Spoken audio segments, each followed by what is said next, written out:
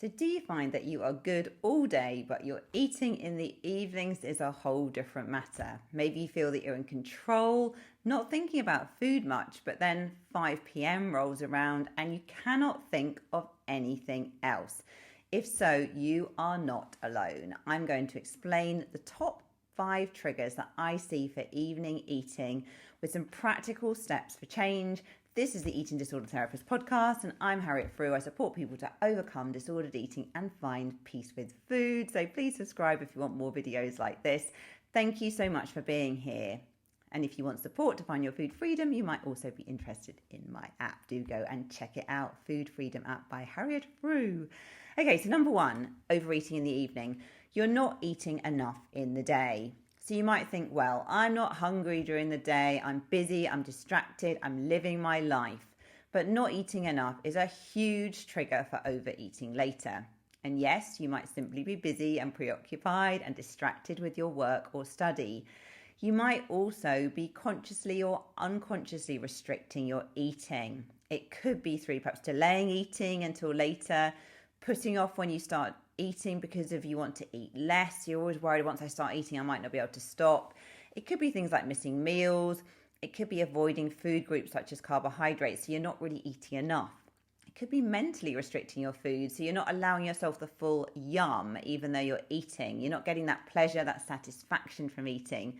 For whatever your reason, the end result is the same because 5 p.m. arrives. You suddenly feel a ferocious hunger, which is all-consuming, it's overwhelming, and you probably just can't wait for dinner. You start snacking and you feel a loss of control. You find yourself keeping going with eating. And I used to do this. I would survive on bread and cottage cheese and sapsumas in the day, and would be absolutely starving by late afternoon. And the evening would unravel then in such a chaotic way with food. Now, if you recognize yourself here, implement a regular eating schedule, even if you don't feel hungry. See it as self-care and keeping blood sugar stable. Now, this includes the 6 eats, so 3 meals and the 3 snacks. Now, if this feels overwhelming and a long way from where you are now, just start where you're at and build on it. And include balance in your meals as well. So, for example, if you're missing carbohydrates, your brain and body are going to really want that glucose. You're not going to feel satisfied. You're going to be craving sugar. Make sure as well that you have an afternoon snack when those hunger levels start to rise. It's a very natural thing to get more hungry as the day goes on. Include some yummy foods in the day as well so the evening doesn't become the pedestal of eating. Okay, number 2, when food has become your number 1 pleasure. Now, when you're restricting your eating either consciously or unconsciously, food becomes the pinnacle of pleasure of your day, particularly if you're delaying eating all day and not eating very much. Because it's like the build up, the anticipation to the evening eating is momentous. Now, food should be enjoyable, tasty, and a pleasurable experience, but you don't want it to be on the pedestal of your enjoyment and fulfillment every day. And it will be if you aren't eating enough. Your brain will become preoccupied with food. The food noise will be so loud because humans are primed for survival, and this is a natural response. You can't really override it. Your hunger will drive you to obsess about food, even if you're not actually eating it. Now, I know when I was restricting my eating, I would often be feeling quite dizzy and spaced out. As I was walking home from my university lectures, hadn't eaten enough, I was limiting my eating, I was filling up on Pepsi Max, eating very few carbs. I was essentially under eating, I was starving. So the evening eating would be this longed for and much anticipated experience, but it wouldn't usually go well. I would often get over hungry and I was primed then for self-sabotage. So do your regular eating, balanced meals, including some yum through the day. This will keep food off that pedestal. And also think about other ways that you can self-care and self-soothe in addition to using food. And I would say as well, rather than leaving all your self-care to the end of the day, insert breaks and pauses throughout your regular day. It's so much easier then to not hit that pressure cooker status, because by the end of the day, you might be really exhausted to practice radical self-care acts. So instead, it's the mini moments of calm that prevent you getting so stressed in the first place. So things like a 10-minute walk on your lunch break, reading a book for 15 minutes, maybe sitting quietly in your car and not scrolling. being rather than doing in between tasks. Okay, number 3, the I've blown it effect. Now, if you're being supremely good, in air quotes, all day with your eating, clean, restrictive, healthy, you probably got quite a lot of rules around your eating. So any breaking of the rules can feel like a catastrophe. It sends you into a spiral, and then you're overeating, binge eating, emotional eating. Now, we have 60,000 plus thoughts a day, and many are repetitive. Now, some thoughts create negative emotional responses, which impact our behavior and physical body. So, for example, if you have the thought, now I've blown my perfect eating pattern, I might as well carry on eating, you'll probably feel a mixture of guilt and excitement, and will then overeat everything in sight, vowing to start your strict plan again tomorrow. So the food itself is not really the problem, rather than meaning you give to eating the food. Now, I used to do this 100% after a good day, in air quotes, of cottage cheese and dry bread. God, it sounds so miserable. I would get the afternoon sugar cravings absolutely engulfing me. And I'd think, okay, I'll just have one small chocolate. That would be okay. But I was really hungry. So before I knew it, I'd eaten 2, then 3, then 5, then 10. And it was like a catastrophe in my mind. And it would lead to a full-on binge. Instead, good old regular eating helps so much with this. Be mindful of your thoughts as well. Be mindful of the meaning you give to your thoughts. Have you really blown it? What would you say to a friend? How would you like to think about this? Okay, journal about it, speak it aloud. You know, in any way you can, process these feelings. Number 4, alcohol. So many people with eating disorders also have some struggles with alcohol. Now, often it's not an addiction or dependency, although it might be. But alcohol can often become a permissive calorie allowance. Alcohol allows some relaxation, so temporary permission to eat more. And alcohol can also fuel binge eating or emotional eating and get tangled up in the process. Now, I'm not going to tell anyone what to do with their alcohol relationship. You know, that is up to you. But I would really challenge you to be curious and compassionate about it and view it through the lens of self-care and how you're looking after yourself. Is it helping you or hindering your eating? Are you using alcohol in an unhelpful way? Because is it exacerbating your eating disorder symptoms? Now, for me, I rarely drink these days. I've chosen to do this as I love really feeling vibrant and energetic, and I really don't like hangovers.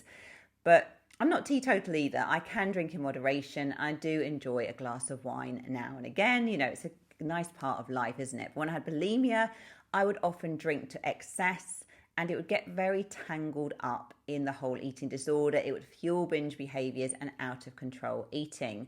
And I remember when I was at university, I wasn't eating enough in the day, and I would literally be counting down to when I was having my first drink, okay? And it's because I was hungry, and I was really looking forward to the sugar from the alcohol. It's something I was really craving, almost more than the alcohol itself. And these were in the good old days where I used to drink cider. It was not a happy time. But when I reduced my drinking, it had a huge impact on my overall well-being. Alcohol is a depressant, it lowers mood, it can increase anxiety, it can make you feel suboptimal. So you can also experience blood sugar dips, and this can fuel your eating disorder behaviors. It's like fuel on the fire. So be proactive and reflect on your relationship with alcohol and its interplay with your eating.